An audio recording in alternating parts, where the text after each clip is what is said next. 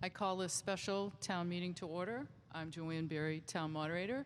I do see that there are still people in line, so we will walk through the procedures and everything, and hopefully by the time we get ready to take up business, pretty much people will be pretty much checked in. Looks like the line's moving right along out there. So welcome, and thank you for coming. So how many people came on June 29th to the meeting? Yay, you loved it so much you came back again. The setup for that meeting was so well received that we're using the same for this time. So many thanks to all the school and town staff, as well as ActonTV for the thorough and thoughtful planning and setup that it takes to make this meeting possible. Every effort has been made to make as many accommodations as possible to allow people to feel safe and included while participating in our democracy. The goal for tonight is to make the meeting as safe as possible while fully participating in the process as efficiently as possible. Many thanks to Bill Mullen for serving as temporary moderator at the outdoor section of the meeting. As we proceed through the warrant, we'll go back and forth between the two areas to recognize speakers. So I see that everyone has the hang of masks, so I won't say that you have to keep your mask on, though you do. When waiting to speak, note the physical distance markers on the floor or the ground. We are not using the clickers due to concerns about sanitation, but everyone's gotten their large tickets, so we'll do the combination of raising the ticket and voice for when the vote is called. If you leave before the meeting is done, please be sure to keep physical distance, and when we are all done, just please be patient and keep distance as you exit the area. I feel like we all have the hang of this now, more than we did even in June. Several measures have been taken to make this meeting as efficient as possible. The article presentations were recorded and posted online on September 1st. I didn't look today to see how many hits there were, but hopefully that was helpful for people. Several articles, as is customary, have been included on the consent agenda. When we get to that part, I will read the motion to take the articles on consent and then go down the list. There's only 4 on there. And then if anyone wishes to hold out an article to discuss it or ask questions, 2 voters need to yell out, "Hold," and then we'll take that up right then after we vote the rest of the articles.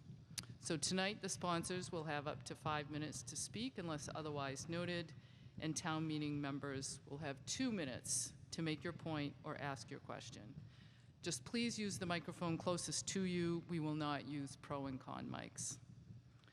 The moderator will accept a motion to cut off debate or move the previous question once there has been sufficient debate to inform the town meeting members of the pros and cons.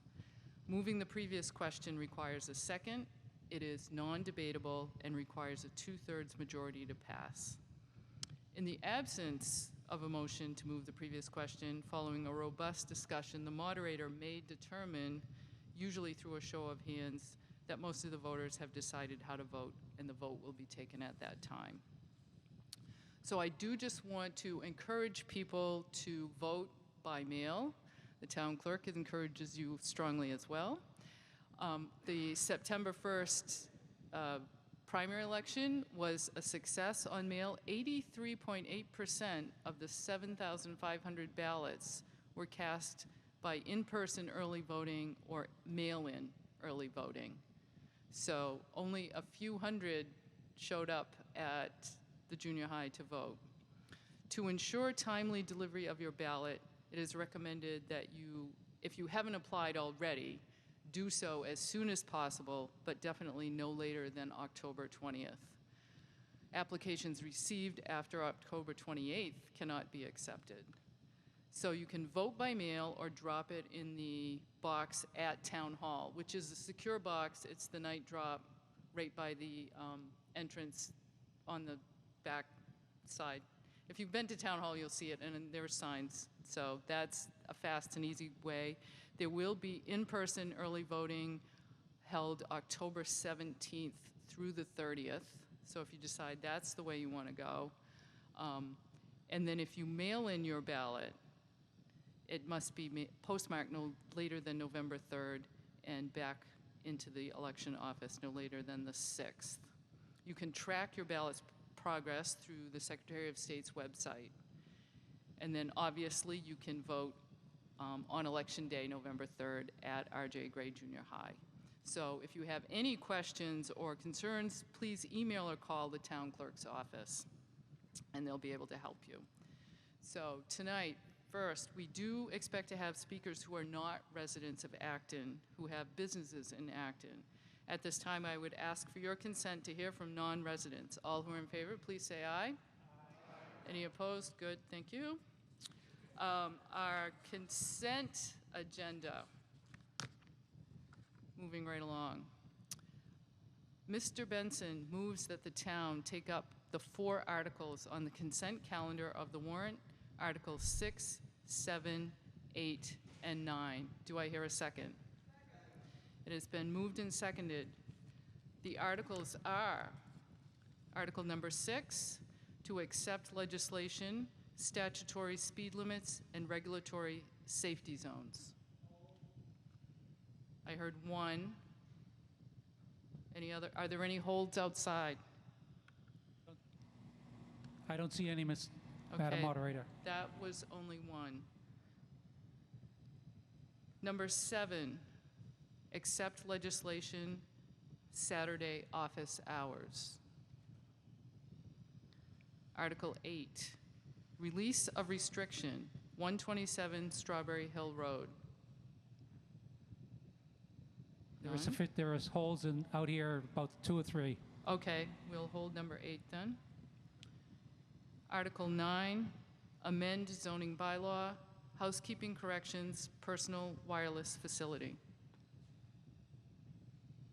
None. Okay. We will now vote Articles 6, 7, and 9 as a unit. Takes 2/3 to pass. All who are in favor, please say aye. Aye. Any who are opposed, please say nay. Do you have 2/3 outside, Mr. Mullen? Yes, Madam Moderator. I declare that the 3 articles pass on consent by 2/3. We'll now move directly to Article number 8.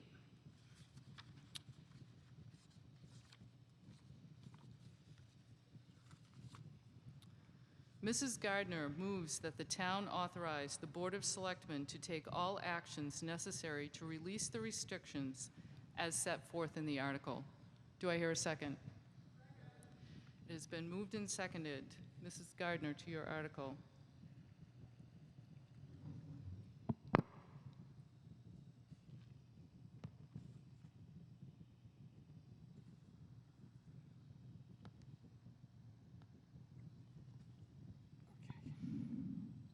This article is to release a restriction at 127 Strawberry Hill Road, and it's intended to clear this parcel's title of a likely unenforceable building setback restriction.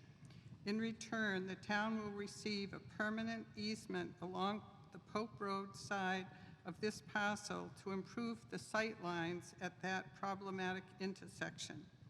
A building setback restriction was placed on this and several other parcels in the mid-1980s when this area of land was subdivided. In 1989, the town exempted this property from said restriction. As subsequent ownership transactions took place through the 1990s, it is questionable whether these documents were properly recorded with the exemption, improperly recording the restriction, or whether proper notice was given to the buyers. To determine the answer would require litigation at large expense. The town and the current property owner cooperatively came to an agreement that in return for a reaffirmed vote and properly recorded release from the 1986 restriction, the town will receive the sight line easement.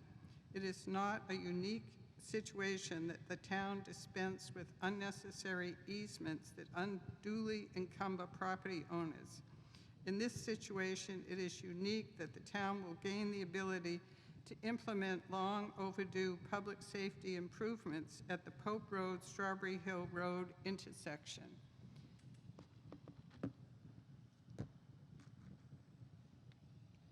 Thank you. We have no speakers inside. I see there are some outside. Mr. Mullen, will you recognize them? Yes, do you want to recognize the Finance Committee, Madam Moderator? Yes. Okay, Mike Majors of the Finance Committee's ready. Yes, the Finance Committee recommends this article because it has no financial impact and it supports the obvious public safety considerations of modifying that intersection. Thank you.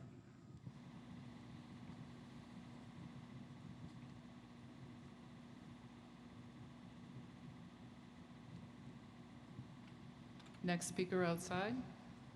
I'm Kim Castens from 294 Pope Road, which is right down the street from this property. And I would like to ask to have the restriction read before we vote so we know that we're voting on. I tried to find this out from the Middlesex South Registry of Deeds where it was cited in the warrant, and it said there's no research currently permitted at the Registry of Deeds.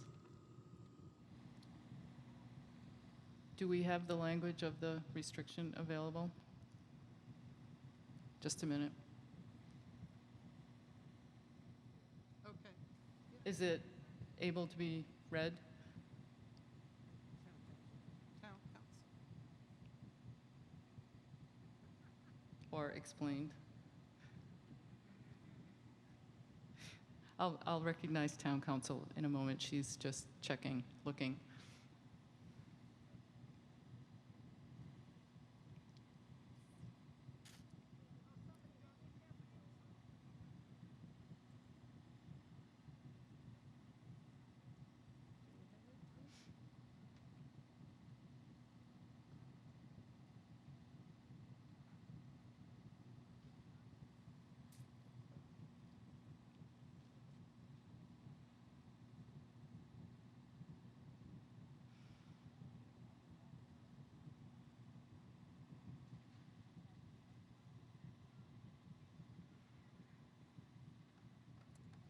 So the restriction itself is quite lengthy because it involves a number of other matters beyond the setback restriction. But the specific no build buffer that is at issue here is set forth in the first paragraph, and it states, a permanent no build buffer will be created along Pope Road for its entire length, extending from Pope Road's easternmost sideline east for 200 feet parallel to the sideline, excepting from this restriction the building lot directly to the north of Bowen's property on Pope Road. The no-build restriction meaning and intending to include any house structure or appurtenant structure to a home.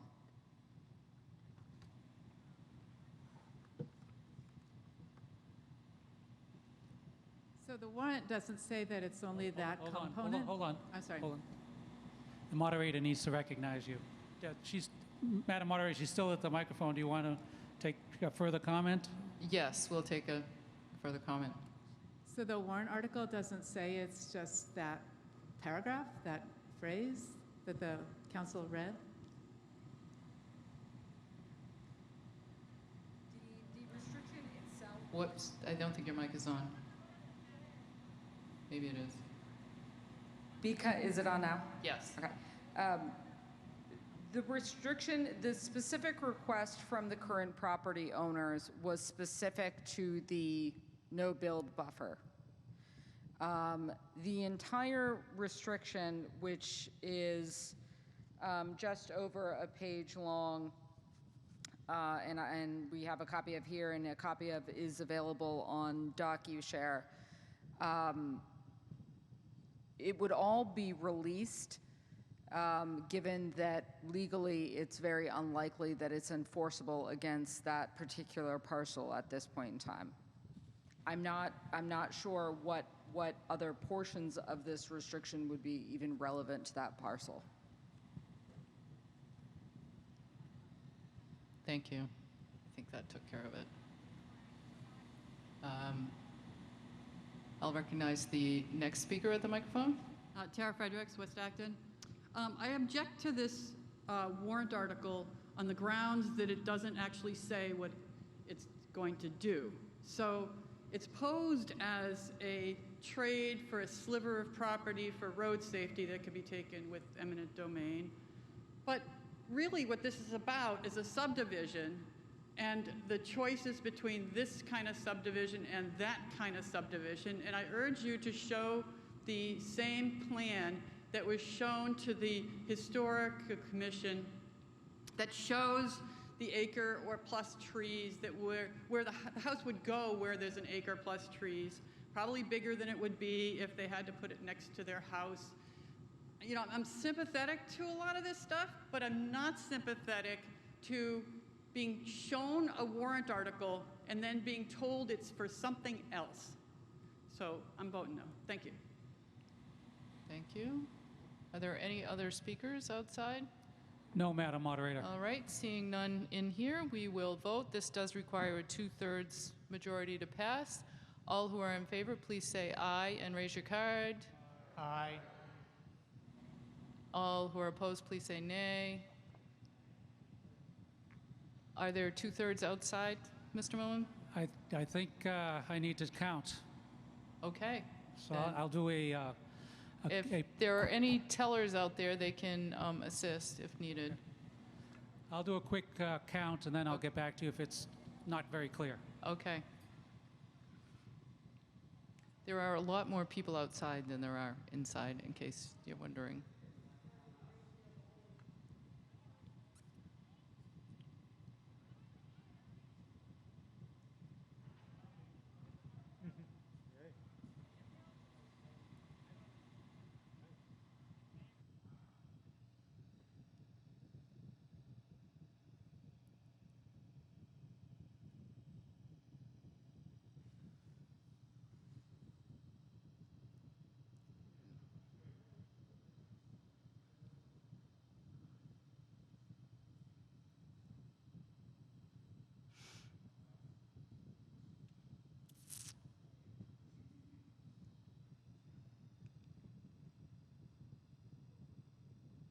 So I'll just ask again, all who are in favor? Hold on a second. It's Inside, ignore me, outside, inside. In favor?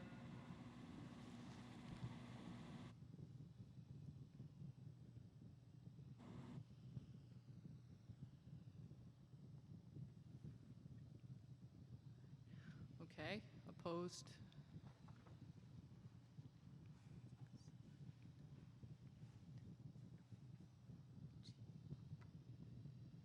Okay, thank you.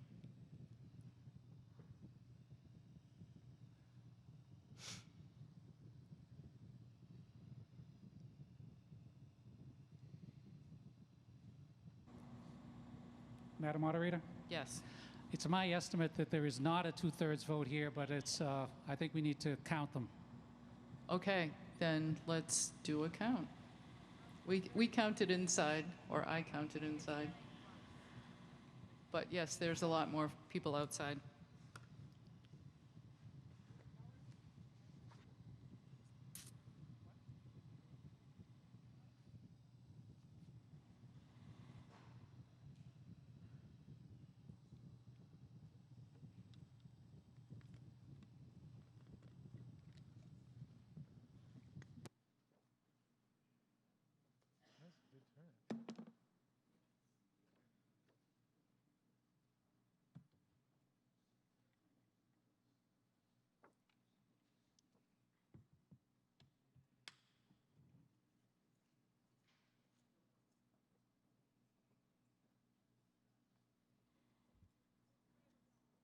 Okay, all those in favor, please raise your orange cards, and the tellers are going to count them.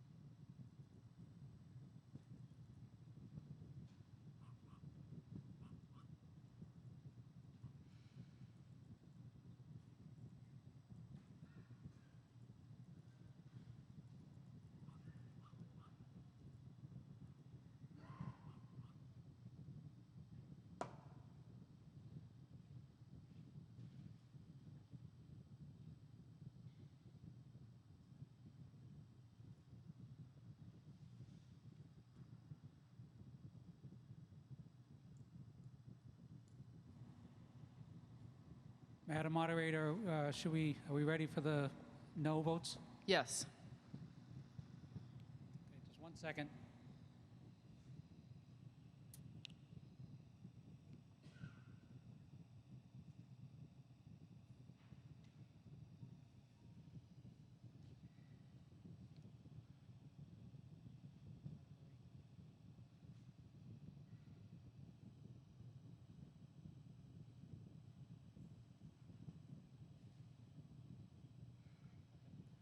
All right, we're ready for the no votes. If you're against this article, please raise nice and high.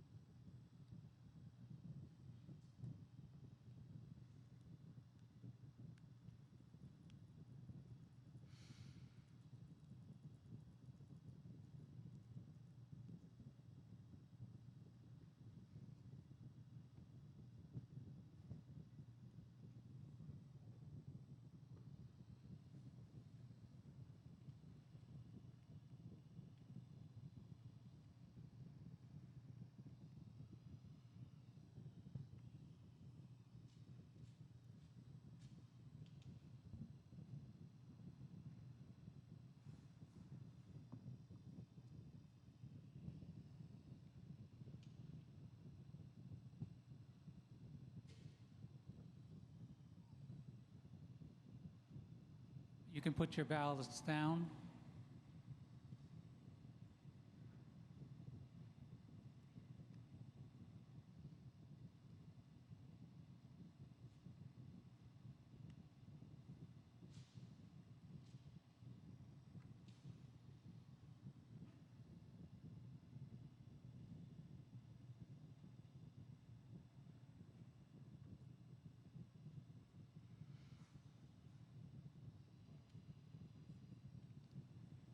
Madam Moderator, I have the tally from outside. Yes. There are 179 yes votes, and there are 116 no votes.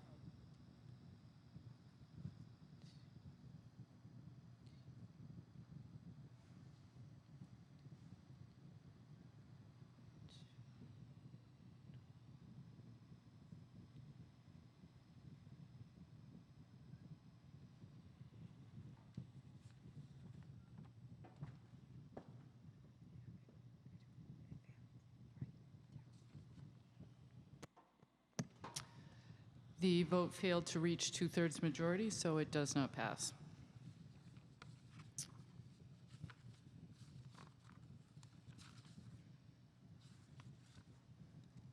Okay, next, moving back to the start, we'll go to Article 1, Land Acquisition Piper Lane. This does require a 2/3 vote to pass. Mr. Charter moves that 1, the town authorize all actions set forth in the article. 2, the town appropriate $1,200,000 to pay costs of the acquisition of the real property located at Piper Lane and School Street as set forth in the article, including the payment of all costs incidental and related thereto. 3, to meet this appropriation, $600,000 shall be transferred from the open space set-aside portion of the Community Preservation Fund balance, and the treasurer, with the approval of the Board of Selectmen, is authorized to borrow up to $600,000 under and pursuant to Chapter 44B of the General Laws, or pursuant to any other enabling authority, and to issue bonds or notes therefore, and any premium received by the town upon the sale of any bonds or notes approved by this vote, less any such premium applied to the payment of the cost of issuance of such bonds or notes, may be applied to the payment of costs approved by this vote in accordance with Massachusetts General Laws, Chapter 44, Section 20, thereby reducing the amount authorized to be borrowed to pay such costs by a like amount. And 4, the selectmen, the town manager, the treasurer, and the Conservation Commission are authorized to take any other action within their respective jurisdiction necessary to carry out the acquisition specified in the article. Do I hear a second? It has been moved and seconded. Mr. Charter, to your article. Thank you. Good evening. Article 1 would authorize the Board of Selectmen to acquire the property at 4 Piper Lane, 6 Piper Lane, 4 Piper Lane rear, and a right-of-way over a portion of 90 School Street. Get the map up. And as you see the map, the Great Hill Conservation Area is in green, and the area under discussion has been cross-hatched with white and orange. These parcels that we're discussing tonight total a bit over 6 acres in size. As noted, the funding amount is $1,200,000. The land is being purchased for open space, passive recreation, and conservation purposes, and a 2/3 vote is required. That large green area you see is the Great Hill Conservation and Recreation Area, and it's one of the first land acquisitions for open space purposes made by the town of Acton. It's 192 acres. It was purchased in 1971 and 1975 using primarily state and federal funds. In 2008, town meeting approved the purchase of an additional 5.2 acres of land at 8 Piper Lane, sometimes referred to as the Gable land. In that, we used open space funds. The parcels under consideration tonight are contiguous with the larger Great Hill area and the more recent purchase at 8 Piper Lane, as you can see. These parcels were identified as priorities in the 1998 Open Space and Recreation Plan, and the Open Space Committee has attempted to negotiate a purchase of these parcels over the years.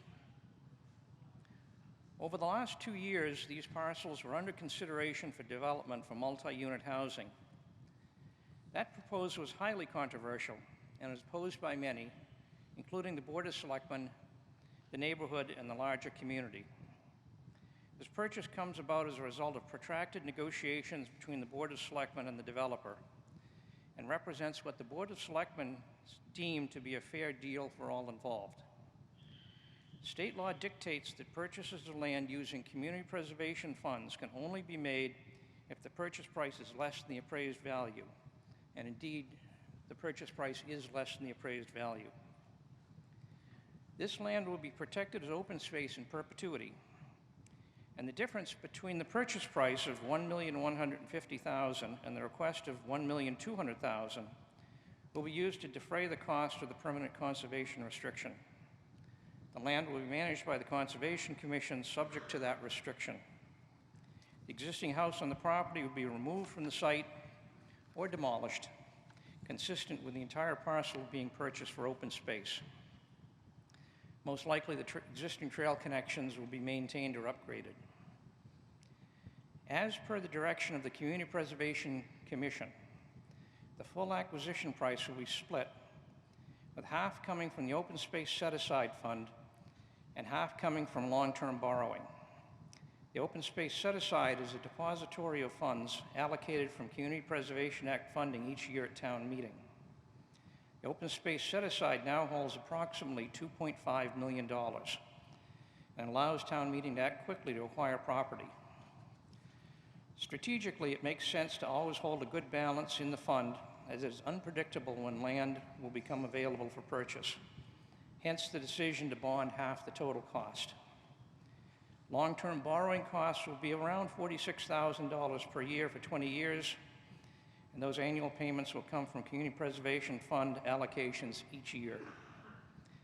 Community preservation funds are derived from the 1.5% surcharge on most property tax bills. And as this purchase will be paid for from funds already accumulated, or those that will be derived from the surcharge in the future, the purchase will have no impact on your property tax bill. Final details and costs of the borrowing are still to be determined, but this split between cash from the fund and long-term borrowing is very similar to the arrangement for purchase of the Wright Hill parcel that was approved by town meeting in April of 2014. This purchase has been unanimously supported by the Open Space Committee, the Community Preservation Committee, the Board of Selectmen, and the Finance Committee. And I hope town meeting will support this. Thank you. Thank you. Before I recognize our Finance Committee, somebody has left their lights on. The license plate is 8T as in Thomas, C526. I see that there is a member of the Finance Committee waiting to speak outside.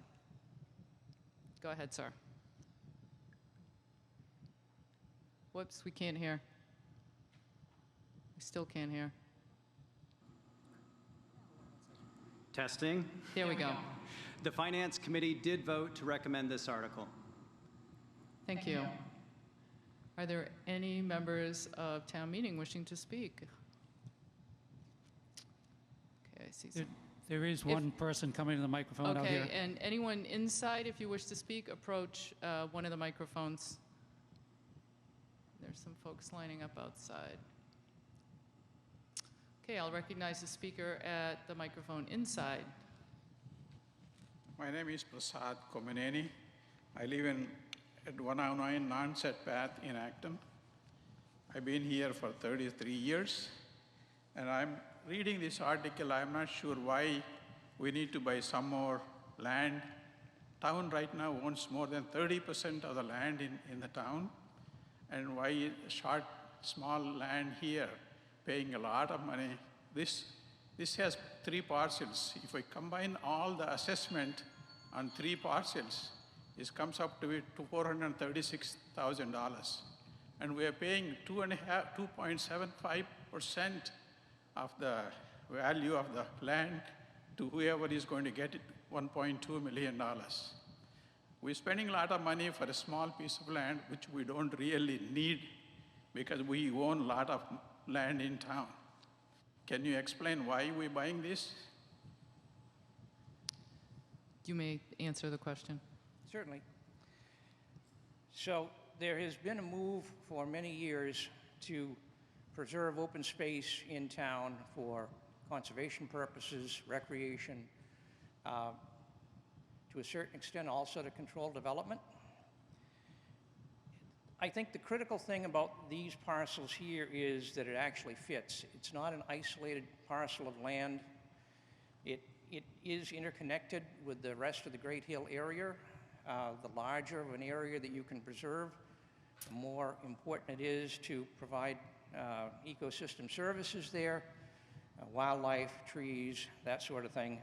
So we feel it's a really critical parcel. It will also provide better access into the rest of the Great Hill area. And as far as the other question is, the purpose behind, under the Community Preservation Act, 10% of all money accumulated under the CPA is dedicated for the purchase of open space, and this does fit within that purpose. Can I speak? Thank you. You may speak. The Great Hill Conservation has multiple areas you can access it, from Piper Road, from Main Street, even from School Street, because there's a fire station and a parking lot there. There's no need for this piece of land to get access to the conservation land. And I don't see any reason why spending $1 million plus for a piece of land that looks, nobody really wants to buy it. If some person wants to buy it, I mean, it's really bad looking property. Unless town wants to develop and give it to the, a low-income housing, I agree with that. But other than that, this is just a waste of taxpayers' money. Thank you. I see there are speakers outside. Mr. Mullen, please recognize one. The speaker at the front microphone.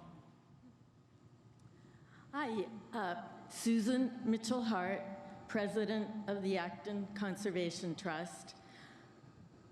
My main point is that this is the most beloved, heavily used piece of conservation land in the town, surrounded by dense neighborhoods.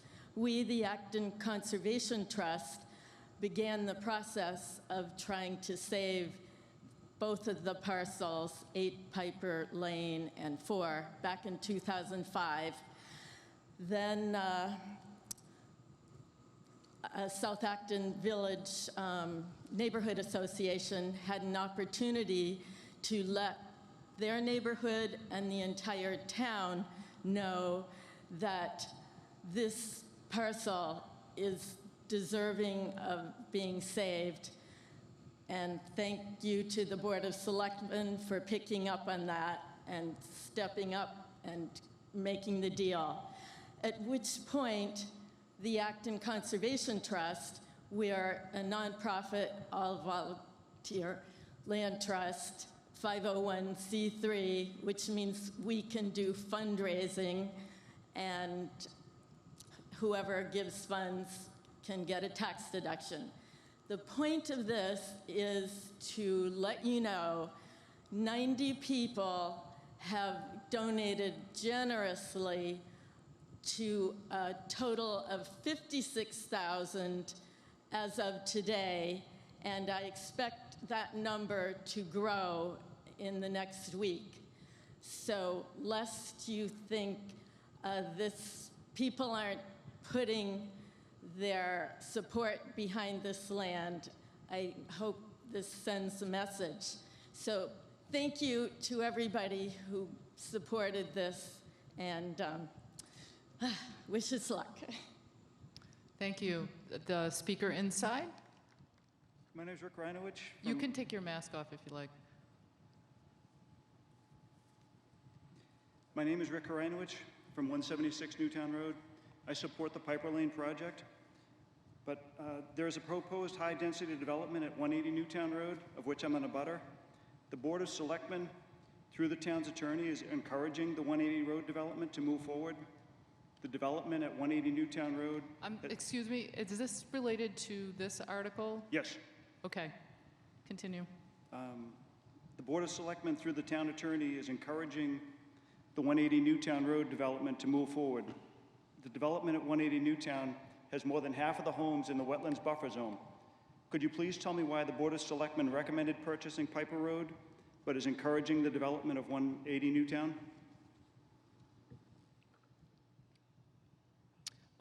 You may respond. You can stop the time. I can't speak to what has gone on in the board in the past as far as those parcels on Newtown Road. It's not been an either-or for us.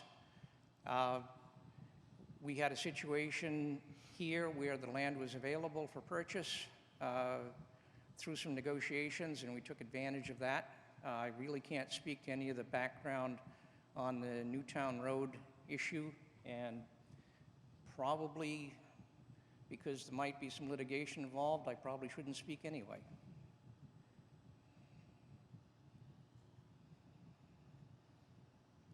Thank you. Can I, one more thing? You may continue. But the board actually, the Board of Selectmen recommended through the town's attorney to have a remand hearing, and that was signed by the town attorney and the developer's attorney. So that means that the Board of Selectmen is actually encouraging this development, to me. I think we have to, I think this conversation needs to happen offline because it really isn't part of this article. I understand the connection, but it isn't really what we're voting on tonight. Okay. Thank you. Mr. Mullen, could you recognize a speaker outside? Yes, for just FYI, I'm going to go to the back and then the front and back and front, etc. So I'll recognize the speaker at the back microphone. Hello. Hi, my name is Joe Martineau, 3 Sylvia Street. Question for the Open Space Committee. While I am fully behind the purchase of this land. I do recall from previous correspondence in town meeting and in other places where we talked about doing an assessment of this land, working with the homeowners at the time to purchase it. And at that time, we were told that the assessed value was, or the purchase price that the owners were looking to sell the land for was greater than the assessment, and therefore we couldn't purchase the land. And I do believe that that amount was less than the 1.2 million we're talking about today. So I'm curious as to what changed. And then one other point I'd like to make is the first gentleman who spoke, when you think about the cost involved with something like this and what the developer was going to actually build, most likely those were going to be filled with families with school-age kids coming into the school system. And the cost associated with those kids going up through the school system would probably far outweigh the cost of purchasing this land. Is there a response to the voter's question? Yes. Okay, go ahead. And certainly I'll defer to any members of the Open Space Committee who might wish to augment my remarks. But the difference with this purchase compared to what was discussed a few years ago is that there's actually an additional piece of land here that was not under discussion before. We're actually picking up a piece of what is noted as 80 School Street. So we're actually picking up more land which allows better access to the property. That access, whether it's owned by the town or whether it's owned by the developer who is selling it, increases the value of that land. Before, the development potential of those parcels was fairly low, so the market value of the appraised price was fairly low. Now the developer has managed to acquire an agreement on the 80 School Street, which we'll be buying from him. That increases the value to him, and it increases the value to us, and that's the reason behind the change in the appraised value. Thank you. I recognize the speaker at the front microphone. You're next. Peter Barry from South Acton. I did vote to support this article, the purchase of this property, because I think it's a worthy goal to particularly connect the two current open space parcels that are a part of Great Hill. I am disappointed that the town excluded the possibility of any affordable housing being built on these parcels. The town could have pursued opportunities to build a much smaller affordable housing development on the Magoon property where the current house is, and still reached all of the goals of this article, allowed for the connection of the current parcels. Why is it that so few black and brown families own houses in Acton? It's the disparate impact of exclusionary single-family zoning, which drives up the cost of housing so high that it makes it beyond the ability of moderate-income families, most of whom are minority, to purchase houses in Acton. That's another example of the discriminatory impact of policies that are built into the system. So while I recognize that this open space purchase is a worthy goal, it does come at the expense of further excluding opportunity for minority, moderate-income families to own homes in Acton. Thank you. Thank you. We have a speaker inside. My name is Mike Gowan. I'm Harris Street. In answer to this gentleman's question, I believe the small portions of this acquisition would be non-conforming lots. Piper Lane doesn't allow for enough frontage. When it had all of the land that's in back of this thing, it met the general requirements, but it wouldn't meet them going forward. We can't, as a town, make these into non-conforming lots, so it's easier for us to just purchase them. So. Thank you. And we should approve this article. Thank you. Mr. Mullen, please recognize the speaker outside. Speaker at the front microphone, please. Hi, I'm Susan Jick from 15 Half Moon Hill. I'm a co-president of Green Acton, and Green Acton strongly supports this article. We ask you to vote for it. Thank you. Another speaker outside.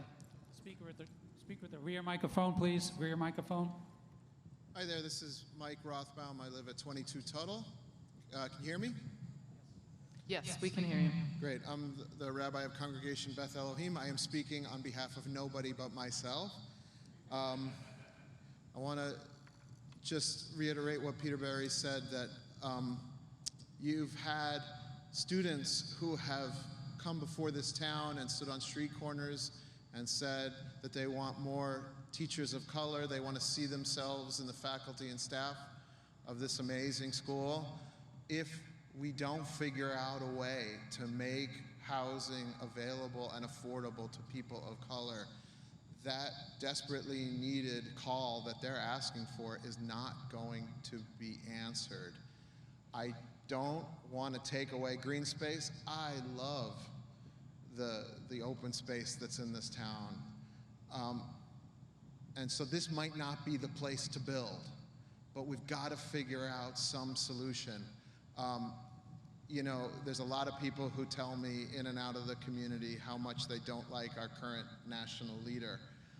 But then he goes on to Twitter and says, these low-income, low-quality houses are going to take away your American dream. So, do we disagree with him up until we have to deal with single-family zoning laws? Does that suddenly become a place where we agree? This might not be the place to build, but we've got to figure out a way that people with moderate and low income, people who look like the rest of the country and our students, they can find a place to live here too. So I hope, maybe not now, but we figure that out really soon. Thank you. Another speaker outside. Yes, I recognize the speaker at the front microphone.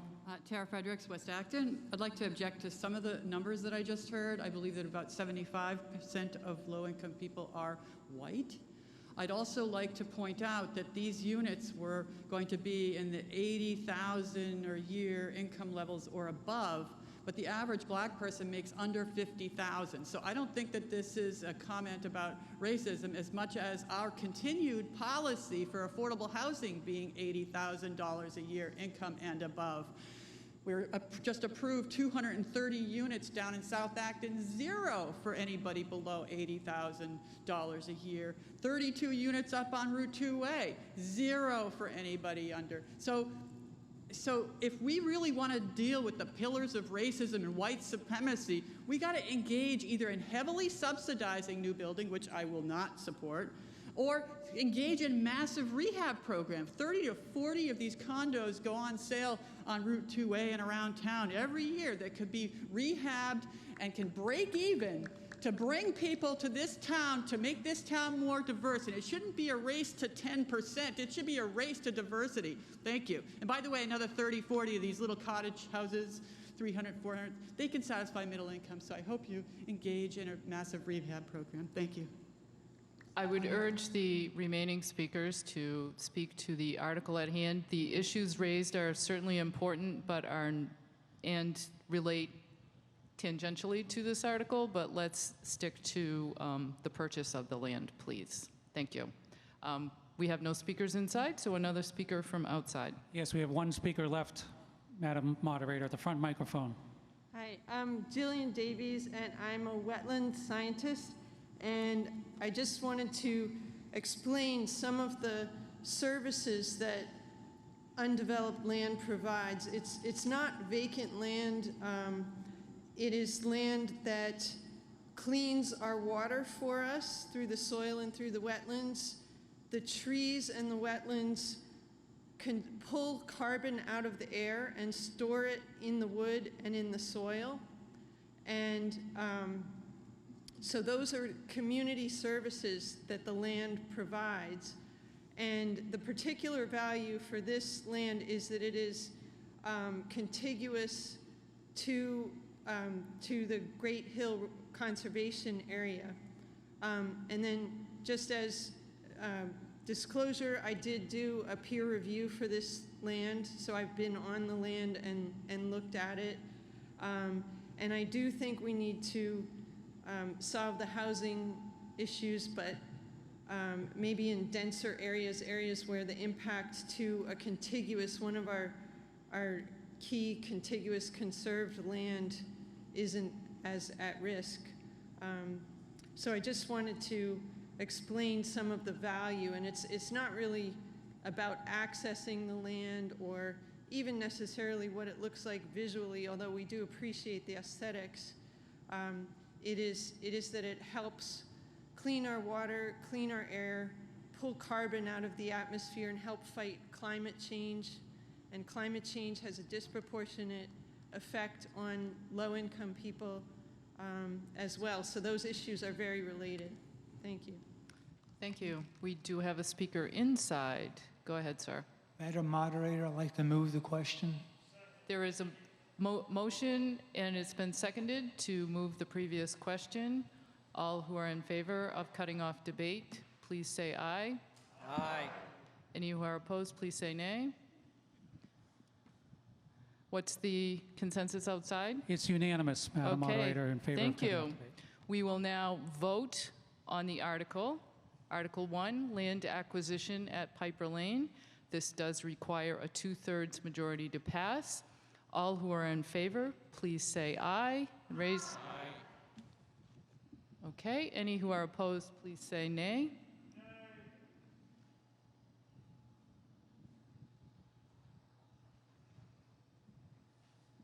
Okay. What is the verdict from outside?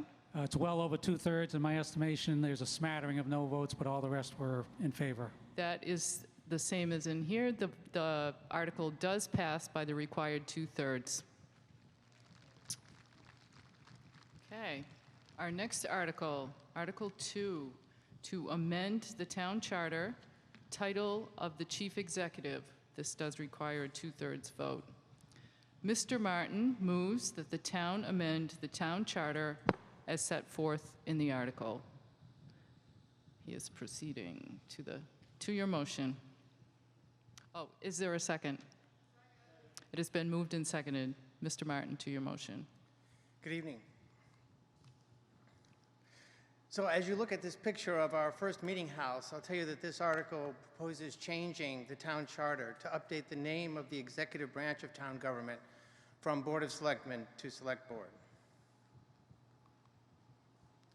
If you look very carefully at the bottom of these 1735 minutes, you can see that the members of our first Board of Selectmen were Thomas Wheeler, Joseph Fletcher, and John Held. Interestingly, John Held was also the town moderator.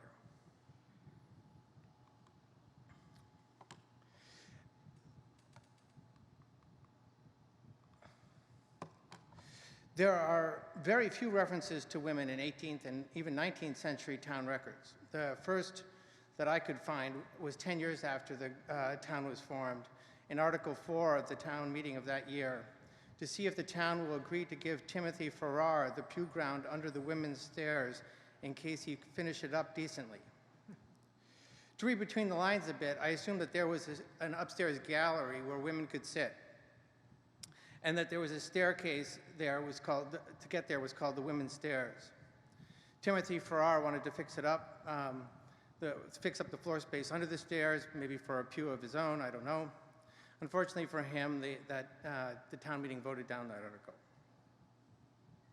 The only other 18th century reference that I could find to women was a payment of £4 3 to John Edwards for his women's school. About 200 years later, in 1965, the first woman, Mary Kay Hadley, was elected to the Board of Selectmen. Joan Gardner was next, elected for the first time in 1974. How about a round of applause for Joan Gardner, who started serving the town over 45 years ago?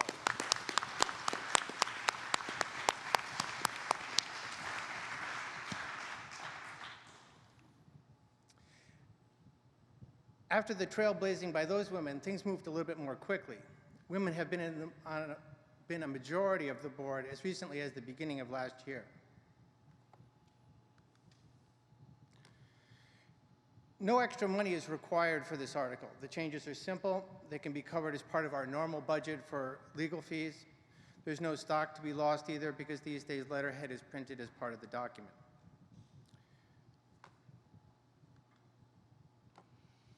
If we go forward with this change, members of the Select Board will be the official name for the members.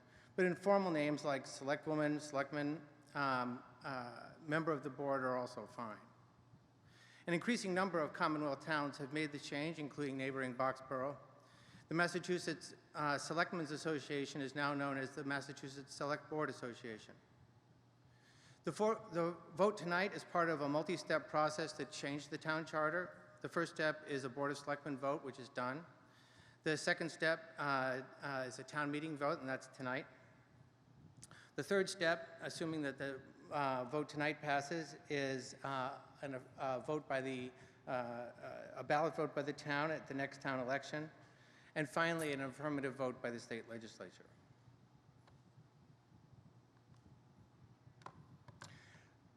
Of course, women have been a part of Acton since the very beginning. They have played a very significant role on the board for over 50 years. It's time to modernize the name of the board to be more inclusive. Please support changing the name to Select Board. The Board of Selectmen approved this article. Thank you. I'll recognize the Finance Committee outside. Article 2 is an important step towards inclusivity of all people. Although this article has a minimal impact on the town finances, the Finance Committee finds this article to be of great importance. Thus, the Finance Committee has voted 8-1 to recommend this article. Thank you. Are there any meeting members wishing to speak to the article? I'll recognize the speaker inside. Go ahead. Good evening. I'm Joan Gardner.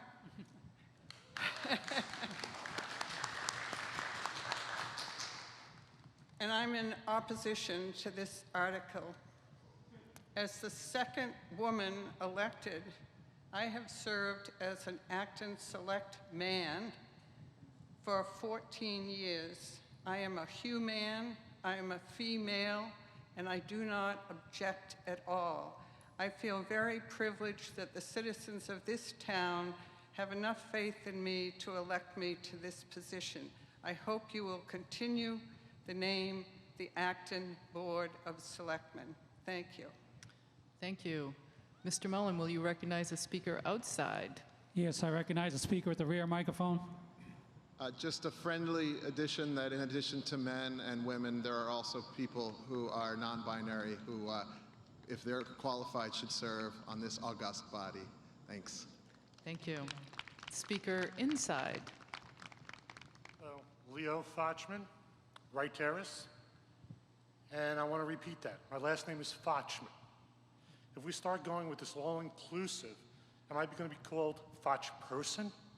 And like Joan had said too, you know, we're all humans. I mean, it's the word, it's been there for a long time. Please vote against this article. Thank you. We'll recognize the speaker outside. Speaker at the front microphone. Sarah Fredericks, West Acton, and as a feminist, I am going to stand with Joan Gardner, who is brave enough to stand up to all these guys that want to change the name, and I'm going to vote no. Thank you. Thank you. The speaker inside the front. Go ahead. Thank you, Madam Moderator. I'm glad the speaker is like at my forehead. I should have my lips transferred to there. But anyhow, Janet Adachi, Simon Hapgood Lane. I'm going to read my statement. I had considered voicing opposition to Article 2, but I won't. The trend is to gender-neutral terms, which can help to chip away at gender-based stereotypes. And as Mr. Martin explained, there are increasing numbers of towns throughout the Commonwealth who are switching from Board of Selectmen to Select Board. And the Mass Municipal Association's Selectmen's organization also has changed the name. I would note that in Acton, the male gender Board of Selectmen name hasn't deterred women from running and serving on the board. The Board of Selectmen name didn't bother me during my 9-year tenure. This said, this article is disappointing. First, this symbolically significant name change proposed is the brainchild of the least gender diverse board in at least a decade. And what's more, the single female member does not support the name change. When I was a selectman from 2010 to 2019, yes, selectman, the board included 4 women in my first year. We referred to ourselves jokingly as Mike and the girls. And there were 3 women in my last year, and at least 2 women on the board every year in between. With all those women on the board, the name change idea never came up, which is too bad because a board with 2 or more female members who strongly supported the name change would make for a more compelling case and better optics. Also disappointing is the proposed replacement of Board of Selectmen with the inartful, ugly Select Board. Maybe it's the only gender-neutral option that retains some of the historical title, and maybe there isn't a completely different name that would work. I would note that the city of Melrose, which was the last Massachusetts community with a board of aldermen, adopted city council as a replacement name. Melrose was lucky to have such an option. I wish there were a comparable option for the Acton Board of Selectmen. Thank you. Thank you. We'll recognize the speaker outside. I recognize the speaker at the back microphone. Tammy Govea, Great Elm Way. I am here in support of this particular article for a variety of reasons. The first is we are striving for a much more inclusive society, and that means moving away from language that is exclusionary. So with all due respect to folks who say it doesn't bother me, this article is not necessarily about you. It is about the message we are portraying to our young people, to women, to transgender people, to non-binary people. And so I am here to say I really hope that Acton will make me as a resident of this town proud and vote in support of this article. Thank you. Thank you. We have a speaker inside at the back mic. Go ahead. Hi, I'm Mike Gowing. I was a selectman from 2009 to 2015. I'm voting against this article, and part of the reason is, I think from a historical perspective, it was the selectmen in Boston who negotiated with the personage of King George III to not fire Boston when they left. So there's a lot of historical significance attached to this name. And to give it away just simply because of the current culture, I think is a loss of that history. Thank you. Thank you. We'll recognize the speaker outside. The speaker at the front microphone. Thank you. Paulina Nibby, live in West Acton. I also served on the Board of Selectmen, and I really, really hate this idea. I was proud to be a selectman. I never considered, it was never an issue. When I ran for office, it was never an issue. The optics of having women on the board is much more significant than the name of what you call them. I think that in this town, it was simply not a problem. And I don't know of any woman who was seriously considering being on the board who didn't run because of the name. I think that the history, I was proud to be a selectman. I was proud of the history. I feel that lifted me up and made me strive to be worthy of the selectmen who had served before me, both male and female. And I think to give that up for an awkward sounding select board with, what is your title? You're a member? Oh my goodness. Let us please not go back to the thing where there are waiters and waitresses. There are select men and select women. The title is selectman. Everybody who is elected to that role gets to have that honor. And I'm strongly opposed to this and really hope that it gets voted down. Thank you. Thank you. We can recognize another speaker outside. Speaker at the front microphone. Lauren Rosenzweig Morton, 26 Marshall Path. I guess maybe I'm the only female select woman that supports this, but I very strongly support this change. So I hope that the community will also support it for the same reasons that Tammy outlined. And because I remember when I was a select woman, there were other towns where people were members of the select board, and I remember thinking, isn't that progressive? So I hope people will support this. Thank you. Thank you. Another speaker outside? Member at the back microphone. Mr. Moderator, I move the previous question. There is a motion to move the previous question. Is there a second? Yes. All who are in favor of cutting off debate, please say aye. Any are opposed, say nay. I would say the motion carries. We will now vote on Article 2, amend the town charter. Title of the chief executive must pass by 2/3. All who are in favor of the article, please say aye. Aye. Okay. All who are opposed, please say nay. I believe between inside and outside, there is a 2/3 majority. It does pass.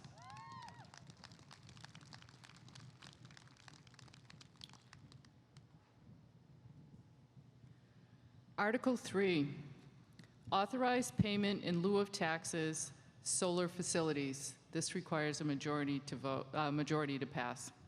Mr. Snyder Grant moves that the town authorize the town manager to enter into pilot agreements as set forth in the article. Do I hear a second? Mr. Snyder Grant, to your article. My name's Jim Snyder Grant. I'm a member of the Board of Selectmen, now also known as the Select Board. I expect we'll be answering to both names for a while, so use whatever name fits for you until it finishes its way through the entire process. I'm here to explain Article 3, which is to allow the town manager to negotiate a pilot agreement for 2 new planned solar facilities on Acton Water District land. Pilot stands for payment in lieu of taxes. So this article lets the town manager negotiate an agreement on how much tax money the town gets from these solar facilities. If you like the town getting tax revenue, then you'll like this article. Here's the details. The Acton Water District is the independent governmental entity that is chartered to deliver safe drinkable water to almost all of the residents of Acton. The Water District has been working on the permits and legislation to allow these 2 large solar installations on their land since 2014. It will save them money on the electricity they use to pump and treat our water, and it adds to the supply of clean energy on the grid. Ooh, it worked. This is the first time I've been able to use the clicker at town meeting to advance a slide, because I'm the new guy, so this is really exciting to have that work. The Lawsbrook Road solar installation near the Concord line is currently planned to start operating in the middle of 2021. It's scheduled to be able to produce about 4 megawatts of power at the peak of the day. A typical home solar system these days is about 5 kilowatts, so this has the solar capacity of around 800 home solar systems. The other system on Knox Trail, behind the Stop and Shop in the south of Acton, is scheduled to open in 2022. It'll be about 1/4 the size of the Lawsbrook Road facility. Both systems will have battery capacity to make them even more flexible at supplying the needs of the water district and the needs of the electrical grid. Both systems will be owned and operated by for-profit entities, subsidiaries of the solar developer EDF, who will be leasing the land from the water district and providing the water district a mix of financial incentives and electricity for their treatment facilities. The solar developer is responsible for paying taxes on the solar facility. A payment in lieu of taxes allows the town and the owner to negotiate a fixed payment over the life of the system, which is expected to be 20 years. That gives the town a predictable flow of income without extra work to revalue the property each year, and gives the developer a predictable expense stream. Pilot agreements are periodically reviewed by the Department of Revenue, as are all of the town's assessments. The town manager, town assessor, and town council will use Department of Revenue methodology to negotiate tax payments that are appropriate for the sites. So to summarize, these sites generate no tax revenue now, and allowing the town manager to negotiate an agreement will allow the construction to proceed, tax revenue to start coming in, and clean renewable energy to flow into the grid. This article is unanimously supported by the Board of Selectmen. Please join me in voting to support this article. Thank you. I'll recognize the Finance Committee outside. Thank you. The Finance Committee recommends this article. We're always in favor of increasing tax revenue without having to tax the single-family homes. Thank you. Thank you. Are there any town meeting members wishing to speak on this article? I see a couple heading towards the mics inside. I'll recognize the speaker at the front mic. Go ahead. Judy Krongelb, Parker Street. It sounds great. I'm wondering what the benefit is to the solar company, since they are, it seems like it's a win-win for us, but what about them? Yes. Yes, you may respond. The state of Massachusetts has a solar financing system that will allow money to flow from the state to the solar developer. So they will be made whole. Thank you. Speaker inside, go ahead. David Steinhoper, 2 Hillcrest Drive. I have a question on the 28 Losbrook Road. Are the solar panels intended to be built to the east side of the property where there is an access road right now, or are they intended to be built on the west side of the property right near the creek where there's an open land piece? You may answer. Yes. The solar facility is planned for the east side of the site. These aren't going to be floating solar panels. These will be on the land using the existing access road. Yes, go ahead. Okay, follow up on that. Would it be adjacent to the road, or would it be away from the road using the current access road? Go ahead. Yep. It'll be away from the road. Thank you. Are there any other speakers? There are none out here, Madam Okay. Moderator. Seeing none, we'll vote.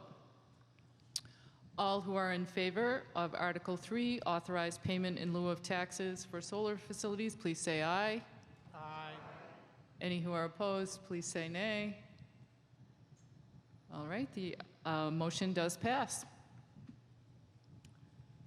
Moving on to Article 4, Small Business Grant Program, requires a majority vote to pass.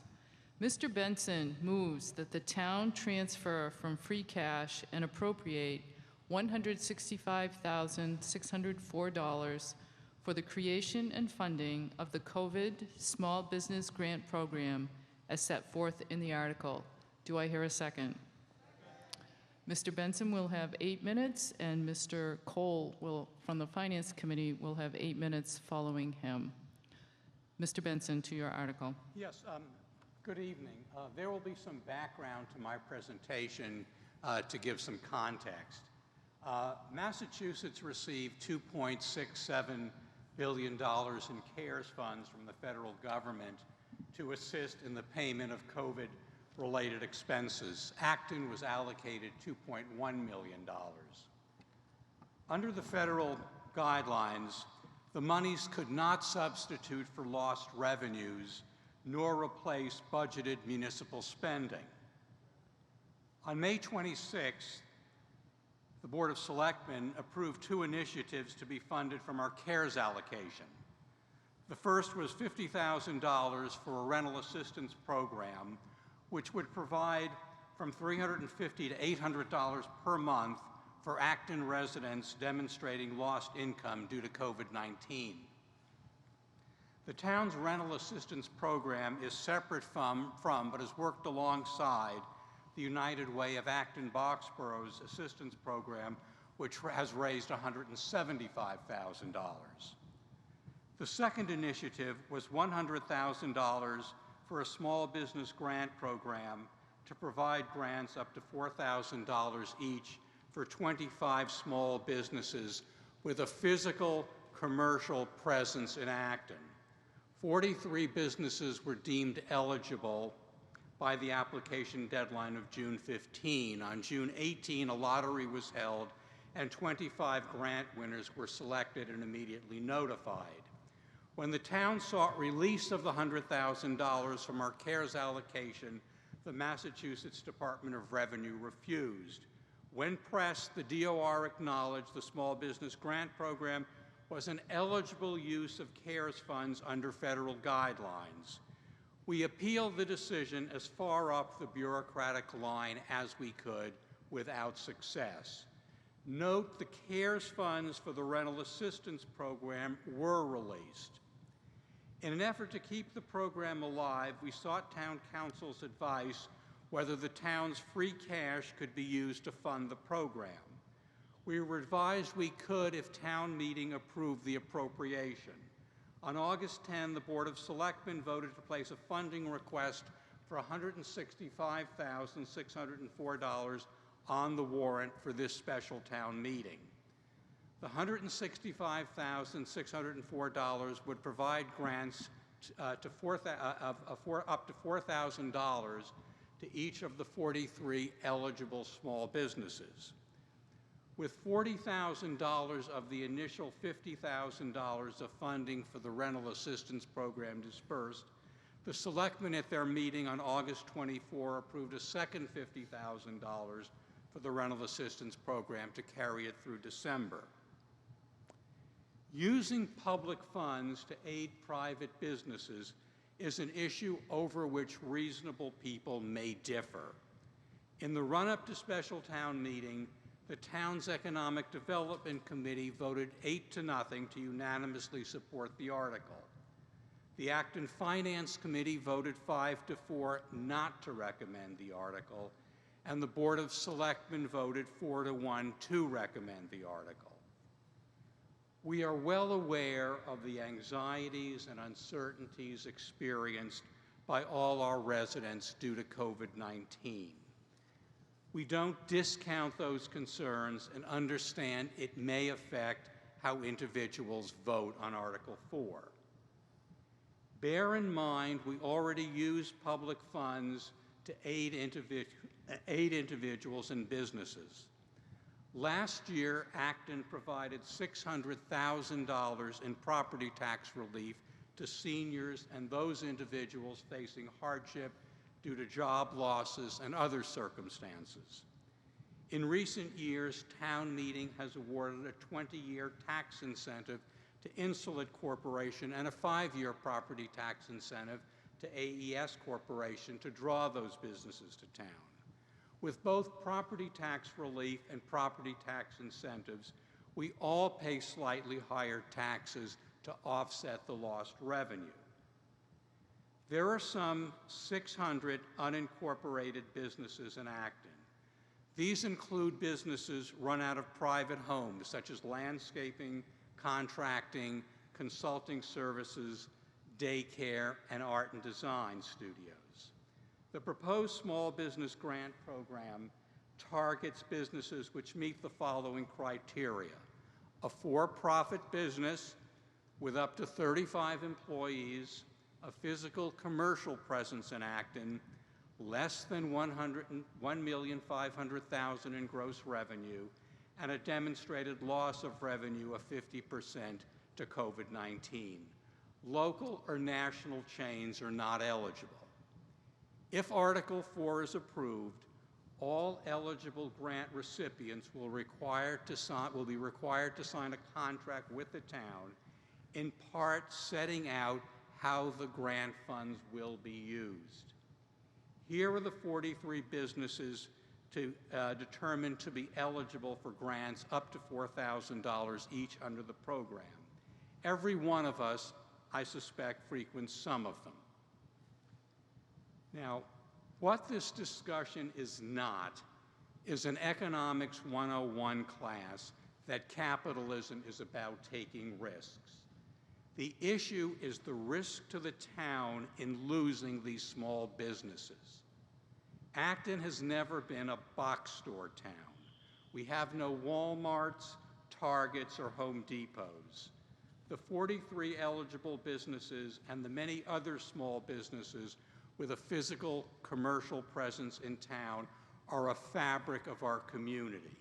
They all give back to the community in their cash and in-kind contributions in support of local activities and events yearly. Beyond the grant monies, the program is a boost and demonstration of community support to say we care. COVID-19 restrictions will likely continue for another 12 to 18 months. And yes, some of these businesses, unfortunately, will not make it. Remember, too, when business owners pay their rents, their landlords in turn use those rental payments to pay property taxes to the town. For the fiscal year ended on June 30th, the town had a property tax collection rate of 99.2%. The first quarter property tax payments for the current fiscal year due on August 3 has a collection rate of 97.4% as of this past Friday, which is consistent with recent years. The $165,000 requested from free cash to fund the Small Business Grant Program represents 2.91% of our combined reserves of $5.7 million pending Department of Revenue certification at the end of September. In the discussion portion of Article 4, you will be hearing from eligible grant recipients as to how they will use the grant monies to pivot their businesses and stay viable in the face of COVID-19. In conclusion, let's remember the predicament our local businesses find themselves is through no fault of their own. Thank you. Thank you. I'll now recognize Mr. Cole from the Finance Committee.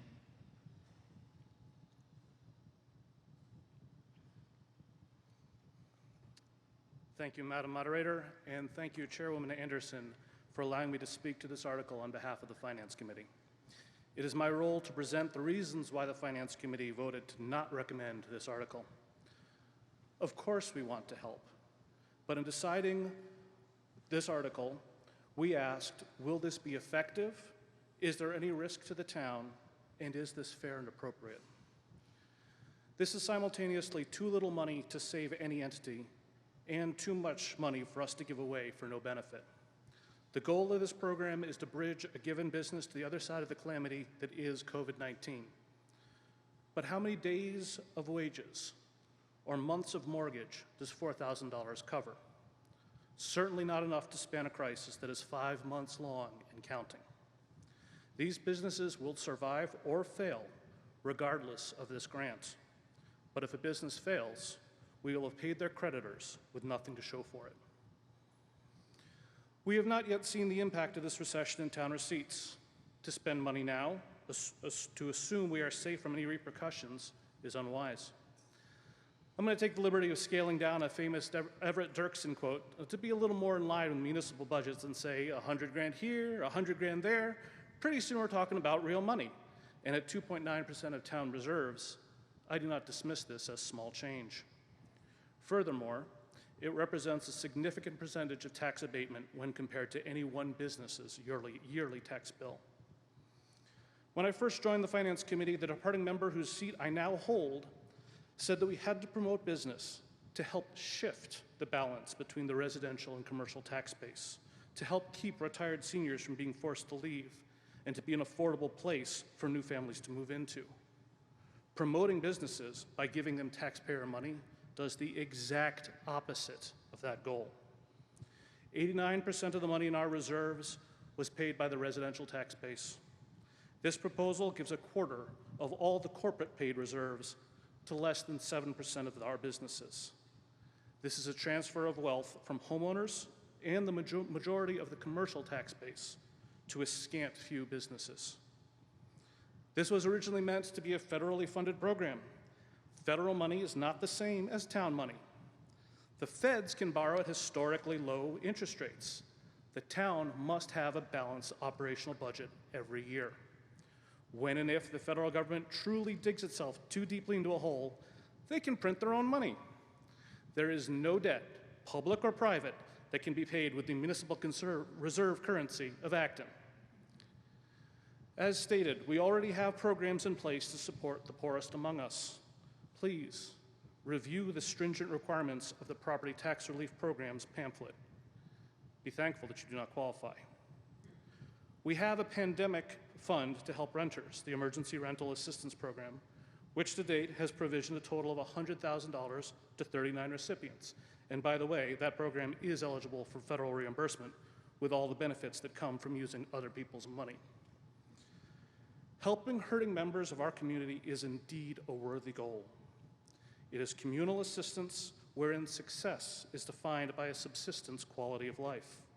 Success in a for-profit business means an ability to reap reward for providing goods and services that are in demand. There is a qualitative difference between giving to individual citizens who have no profit motive and giving to a company whose stated motive is to maximize profits.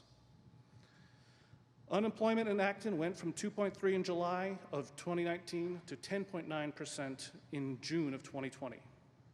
Most of us at this meeting today have experienced some kind of negative financial impact. Hours have been cut, cost of living adjustments are at zero, promotions are on hold, bonuses have been eliminated, and even jobs have been lost. If we all asked to get paid at the same rate as these businesses and renters, there would easily be nothing left. There are 9,270 taxable accounts in Acton. At $4,000 per, that's $37 million. At the lower reimbursement rate that renters have received, it is still $23.7 million, far outstripping our $5.7 million in combined reserves. This is profoundly uneven and unjust. On this list of winners is a restaurant that shares a parking lot with 4 other restaurants. How can it be that one restaurant out of 5 in the exact same plaza is deserving of taxpayer dollars, while the other 4 are not? One franchisee on Route 2A is on this lucky list. The other franchisee of the same national chain is not. It is not the role of government to push against this public health disaster to the benefit of approximately 7% of the businesses in town and to the competitive detriment of the other 90+%. It is the role of government to maintain an even playing field. A health inspector should judge every restaurant by its cleanliness and adherence to published criteria in an unbiased manner. The fire and police departments should respond to any emergency with the same urgency and professionalism, regardless of the type or status of business. We want the town to continue to facilitate where we can, such as allowing the use of Gardner Field for yoga, which you'll hear about later, as long as that access is not exclusive. We want an even-handed distribution of allowing restaurants to have outdoor dining. We want the town to enable, yet equally enforce, the ability and ramifications of takeout alcoholic beverages. If this were a loan program instead of an outright grant, where the town might not share in the success of the business, but would be made whole for providing a bridge, there would likely be more support. But we cannot be actively funding private enterprise and picking winners and losers as we do it. A wise town official summed up my argument by saying, "This is a philosophical wrong for no practical gain." This will not be effective. Households are feeling the negative economic impacts now. State aid is in jeopardy. Unemployment is at historically high levels. This is too risky. It might feel good to vote for this giveaway, but make no mistake, this is not good for business. This is good for a small fraction of businesses. And it broadcasts that Acton is a town where government is willing to underwrite an uneven playing field. This is not fair and appropriate. By all means, tip heavily, work with the companies you like, but let the market decide. The Finance Committee voted to not recommend this article. Thank you, Madam Moderator. Thank you. I'll now open it up to, first we have a representative from the Economic Development Commission inside. Go ahead, sir. Larry Kanaa, Betsy Ross Circle. I'm the chair of the Economic Development Committee. The town of Acton and its residents rely on healthy small businesses as a core part of the spirit and culture of our town. Beyond providing valuable services to residents, they also consistently support community programs in our schools. A healthy business community also contributes millions of dollars in tax revenue that would otherwise be borne by residents. These businesses are now threatened by the pandemic and the economic fallout. Many have become an integral part of the town's character.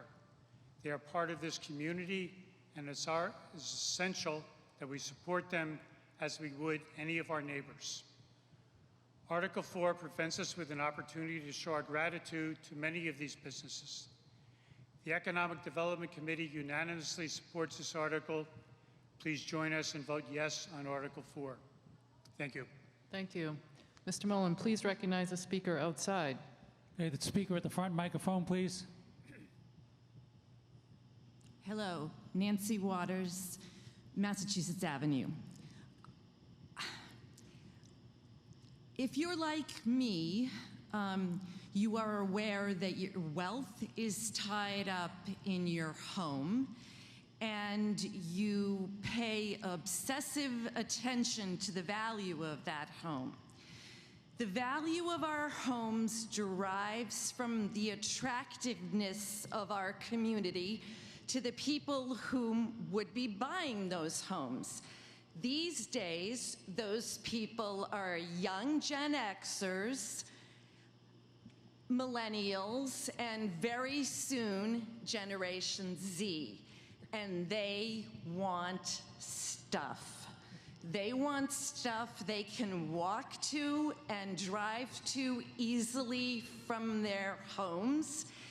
They want life, vitality. They want ice cream and bookstores and Chinese food and all of those things. If you don't believe me, take a look at how real estate values are rising in Hudson, for example, which has a thriving downtown. If you support our small businesses, you're supporting the value of your home and the quality of your life.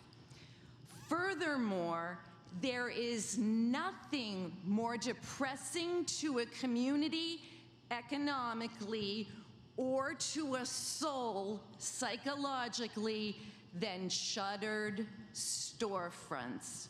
So let's vote against shuttered storefronts and for those friendly people in my neighborhood who sell us ice cream, coffee, books, dim sum, and who also employ local people, including our kids.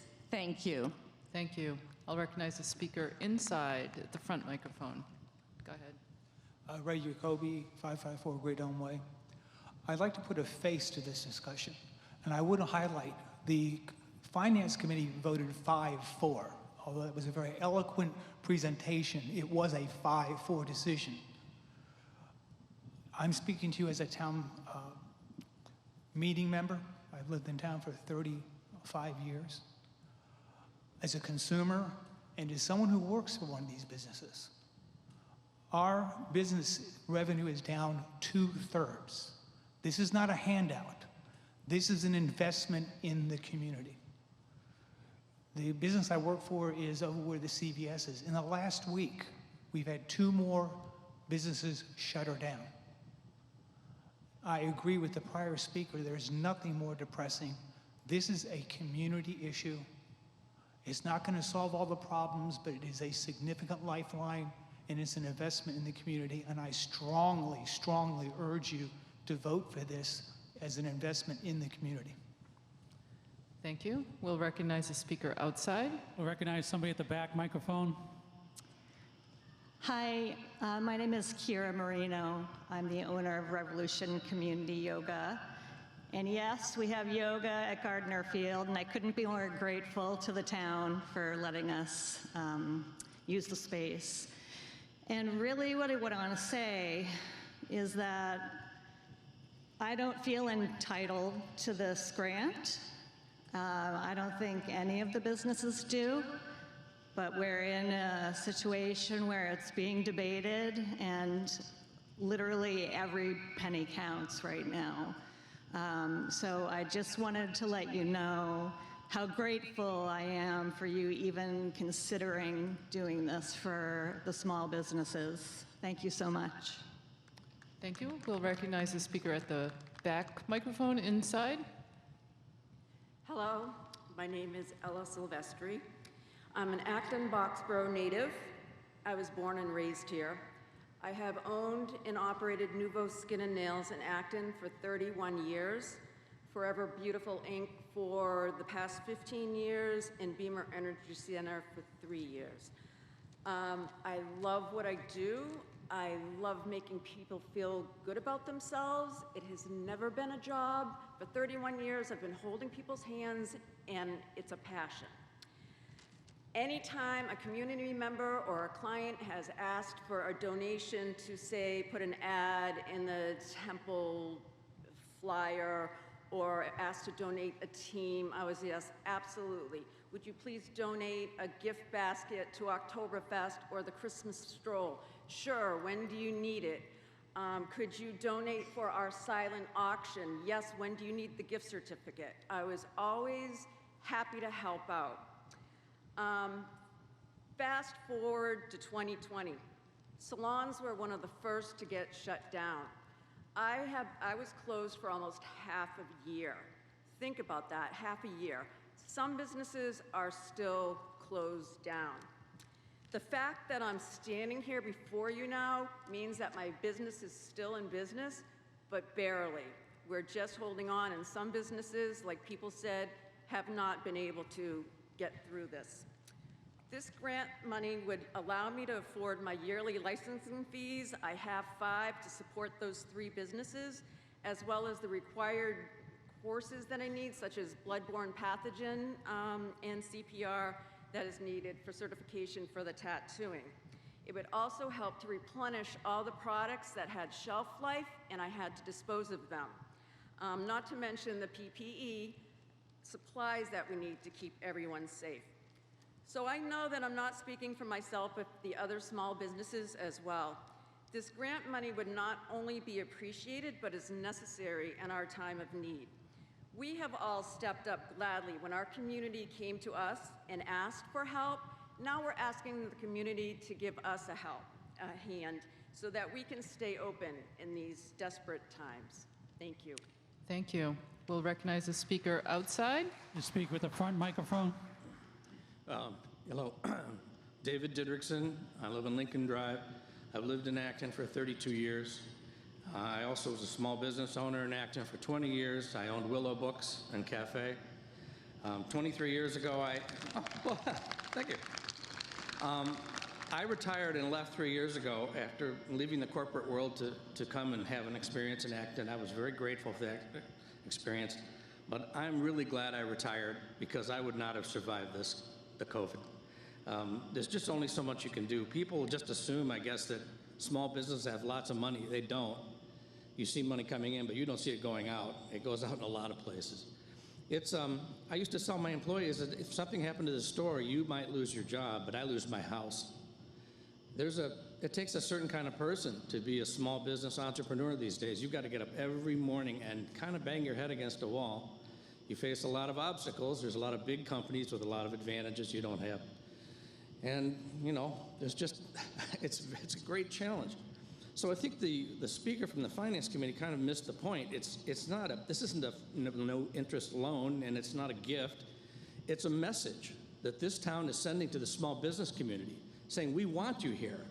We don't want to go to a soulless strip center off of a highway for all of our shopping, or make the richest man in the world, Jeff Bezos, even richer by buying everything online. I mean, I know people in my neighborhood, they buy toothpaste from Amazon. What are you, nuts? I mean, so I don't know. It's a very important message to send to the people who go in every day and try and make your community better, and they do. And believe me, they get back about 19 cents on the dollar for every tax dollar they contribute, whereas houses, you know, homeowners like me, we take out about $1.40 in services for every dollar we contribute. So you want these businesses here. You don't want them to go, and I'm surprised that anybody doesn't understand that. So I hope you vote for this article. Thank you. Thank you. We have a speaker inside. My name is Dan Malloy. I'm at 10 Newtown Road. I'm actually part of the Economic Development Committee, and I'm reading a letter from Jennifer Apazitas, who is the proprietor of the Red Raven restaurant. She couldn't be here tonight and wanted this read. I will not be able to attend the town meeting on September 8th, 2020. Although I did not apply for a grant, we wanted to offer our thanks and support to the town officials who brought this forward to help the local businesses. I think this grant will be very meaningful and possibly a savior to many small businesses. A lot of businesses, especially retail and restaurant, operate at very small profit margins.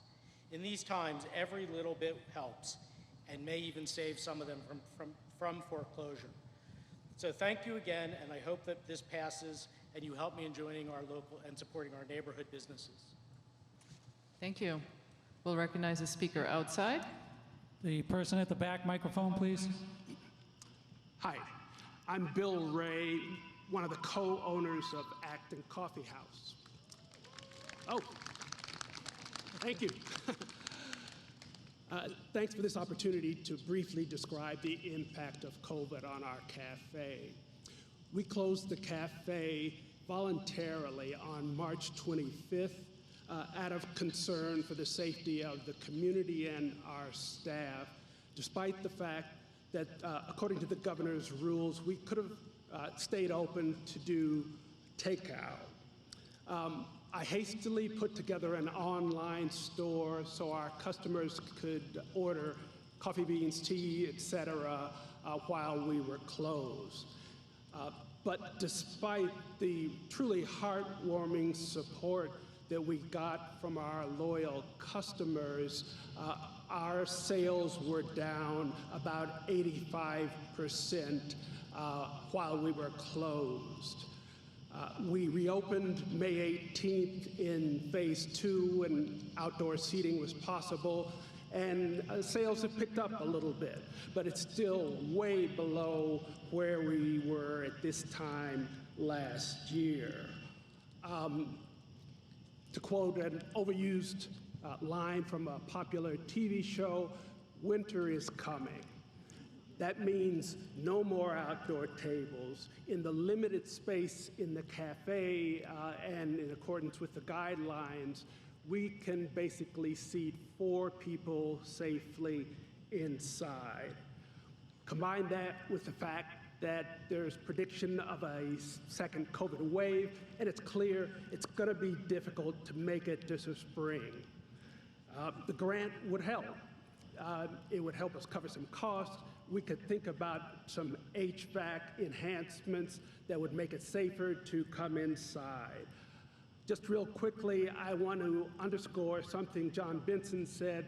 I really think this vote, and others have said the same thing, the vote is about the character of the community. As some of you know, my wife and I are both teachers. I'm retired.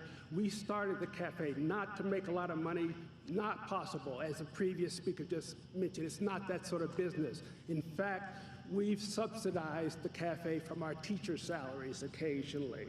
We started it to try to make a place where residents could come, drink coffee, chat, enjoy themselves.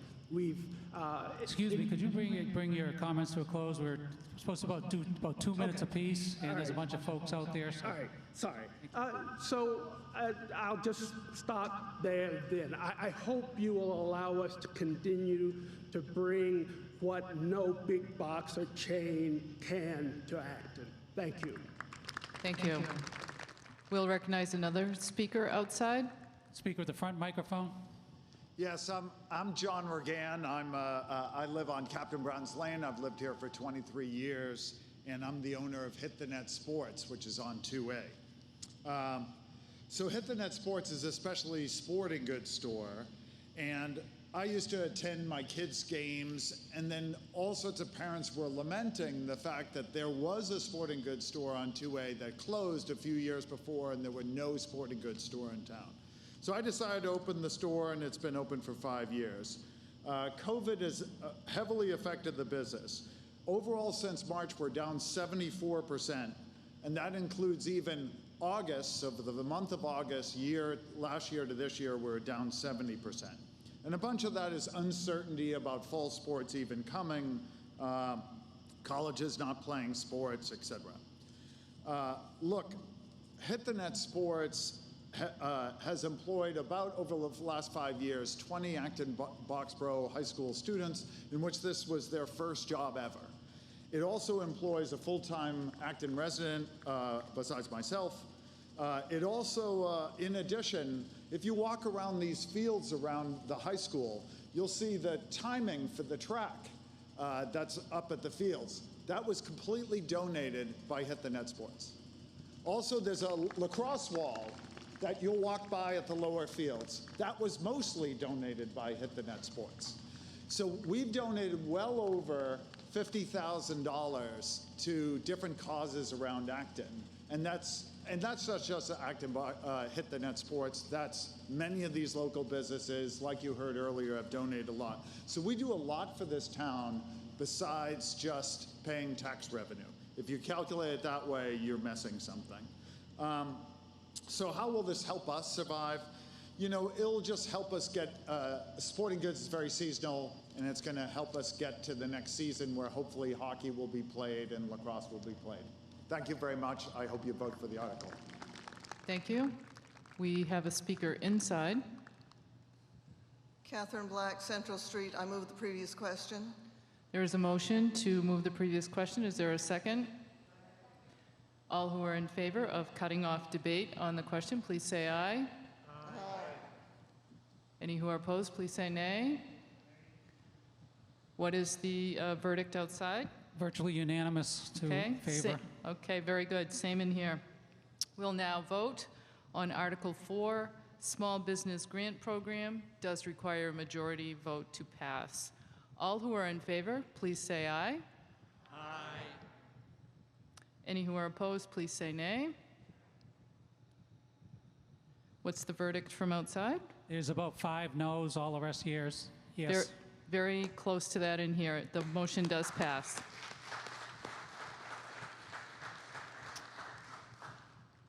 All right, that brings us to our final article for the evening. Article 5, non-binding resolution, declaring a climate emergency, a better future starting now, and will require a majority vote to pass. Judith Ehrenstein moves that the town adopt the non-binding resolution as set forth in the article. Do I hear a second? I believe Ms. Ehrenstein is outside.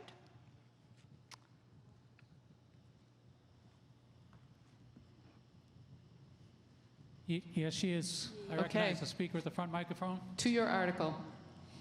Yes, Madam Moderator, thank you. We have a 5-minute video that can explain the article. So if you would play that now, that would be great. Thank you. We'll hit that up.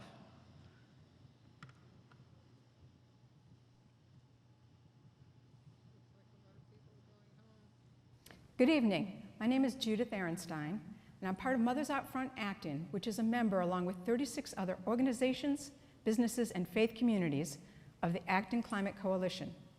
I'm here with 2 other coalition members, and we'll let them introduce themselves. I want to begin by saying that facing a climate emergency can be incredibly painful. At times, I have turned away and cried.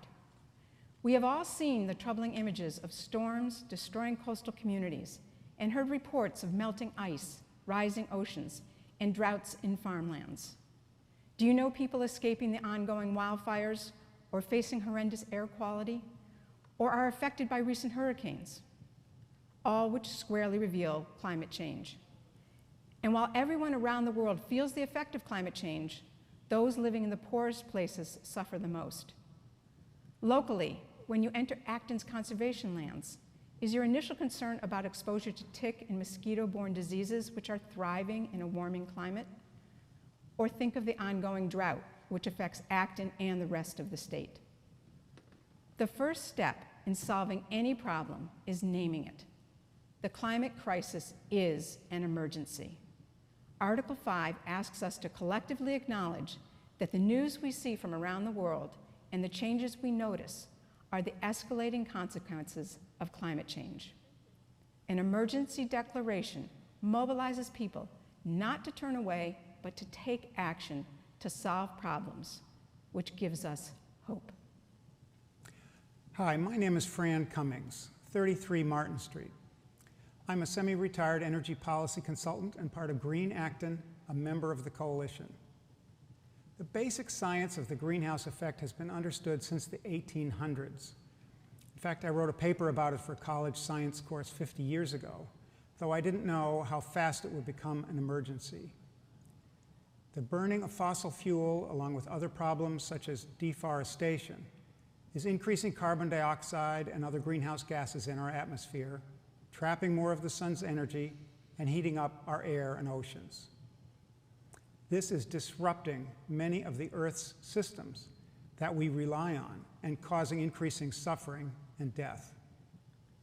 In 2018, the IPCC, the International Climate Panel of Scientists, issued a special report explaining the vital importance of limiting the average global temperature increase to 2.7 degrees Fahrenheit. And they identified 2030 as the key date by which far-reaching and unprecedented transitions are needed, their words. To protect our families and future generations, we need an emergency mobilization to stop burning fossil fuels before it's too late. Hi, my name is Sargam Noria. I'm a senior at ABRHS and a member of Sunrise Acton, one of the organizations in the coalition. Clearly, we can't keep climate change in the background any longer. Make no mistake that this is an emergency. The longer we wait, the more we will lose, and the harder and more costly it will be to take action we can take today. We have the tools to solve the climate crisis, from the technologies and equitable policies to the growing number of green jobs. So all that is left is to implement the changes. However, emergencies can't be resolved by individuals, so we need a society-wide mobilization. Acton is not just a small town. Our efforts will reverberate in Massachusetts, inspire other towns to do the same, and pressure our state and federal governments to pass the climate legislation that we need. Today, we have a chance to proclaim our desire to live on a habitable planet. The chance to show we care about our neighbors here in Acton and on the other side of the world. And the chance to save life from suffering and catastrophe. Whether we like it or not, change is coming, so we don't have time to waste. We are strongly positioned to take the ambitious action that our future is relying on, and the moral obligation to take it is too large to ignore. Tonight, I would like to leave you with one question.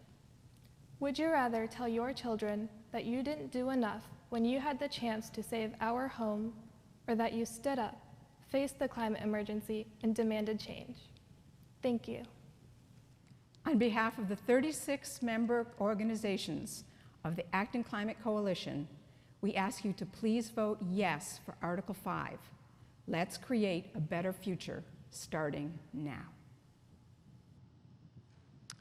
Thank you. Does the Board of Selectmen have a position on this article?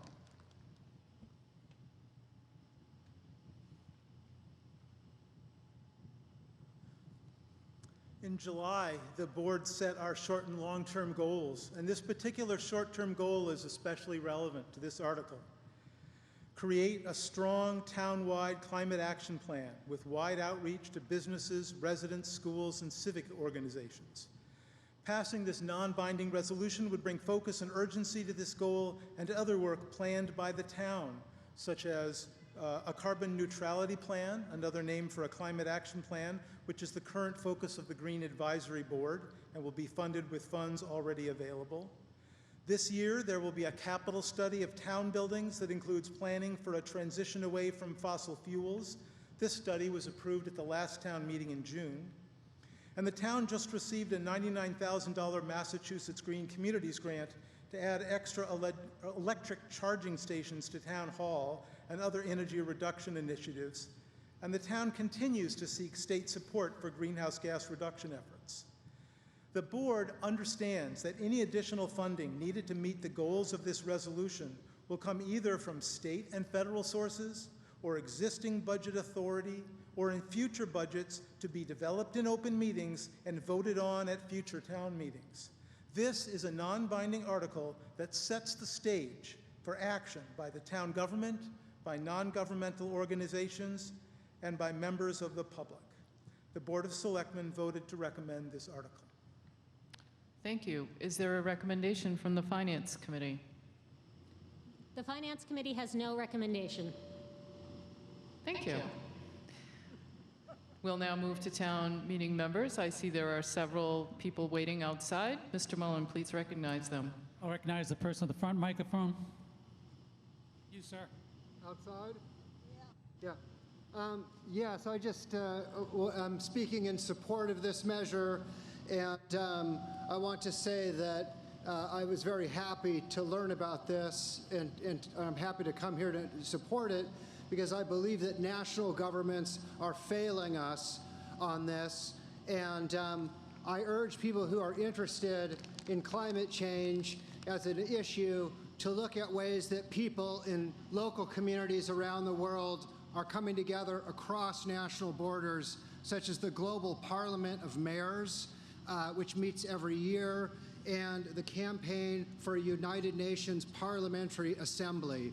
This would be a reform to the UN that would allow citizens to speak to the United Nations, not just representatives of national governments. So look up United Nations Parliamentary Assembly. It's been endorsed by the European Parliament. Thank you very much. Thank you. Another speaker from outside? The person at the back microphone, please. Hi, my name is Julie McDowell. I was born and raised in Acton, and I'm currently a grad student of natural resources management. One of the things that I think is being left out of this conversation is the idea of negative carbon drawdown, of sequestering carbon, of taking it out of the atmosphere and storing it in soils and in forest ecosystems. Most towns in America don't look like Acton do. We have a very healthy, very young forest. And this is doing something for us in terms of ecosystem services for our animals, but also for taking carbon out of the atmosphere. I want all of us outside to look over there at that forest. The AB school system almost paved that forest this year. And what's happening in Great Hill is the same thing. And I only heard about the Newtown Road thing today, but that is the same thing. We should not have an empty Kmart parking lot and be paving the forest. It is the strongest thing we can do to undo the emissions that have already been done. So I am strongly in support of this climate emergency declaration, and I am strongly in support of reducing emissions. But what I want from the town of Acton, as someone who has made this their career so far, is to have a priority placed on maintaining the forest and on developing land that has already been developed. Thank you. We can take another speaker from outside. The person at the front microphone. Carolyn Platt from 100 Newtown Road. The Acton Area League of Women Voters supports the non-binding resolution to declare a climate emergency in Acton. The League is a nonpartisan grassroots organization open to women and men that supports and opposes issues, but not candidates or political parties. The League at the national, state, and local levels recognizes our planet's current climate emergency as a major priority for action. To quote from the National League, "As citizens of the world, we must protect our planet from the physical, economic, and public health effects of climate change, while also providing pathways to economic prosperity."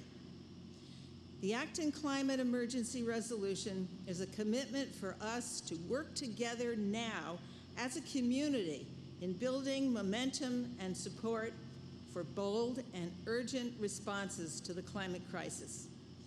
Our League was an early endorser of this climate emergency, and we will be part of the action for a better future starting now. We strongly urge a yes vote for Article 5. Thank you. Thank you. We can take another speaker from outside. At the rear microphone, please. Deborah Symes, Concord Road. I speak now as a co-president of Green Acton when I say that Green Acton, in alignment with these aspects of its mission, which is to combat climate disruption and advance the rapid transition to a renewable energy future, strongly supports this article. Please vote for Article 5 to help our community mobilize for a safe and livable future. Thank you. Thank you. We'll recognize the speaker inside. Madam Moderator, I move the previous question. There is a motion to move the previous question. Is there a second? All who are in favor of cutting off debate, please say aye. Any who are opposed, please say nay. What is the verdict from outside? It's nearly unanimous, a smattering of maybe 1 or 3 votes. Okay, thank you. Same inside. The motion does carry. We will now vote. Before we do vote, I do want to thank everyone for coming out tonight.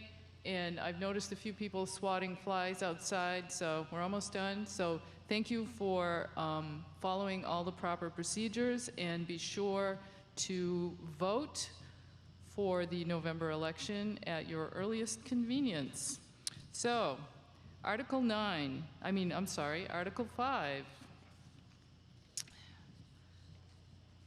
Non-binding resolution declaring a climate emergency, a better future starting now. All who are in favor, please say aye. Aye. Any who are opposed, please say nay.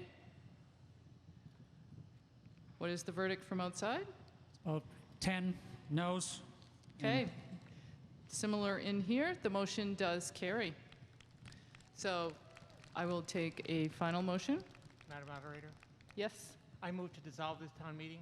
Is there a second? It has been moved and seconded to dissolve the meeting. All who are in favor, please say aye. Aye. Any who are opposed, you're on your own. Good night, and thank you all.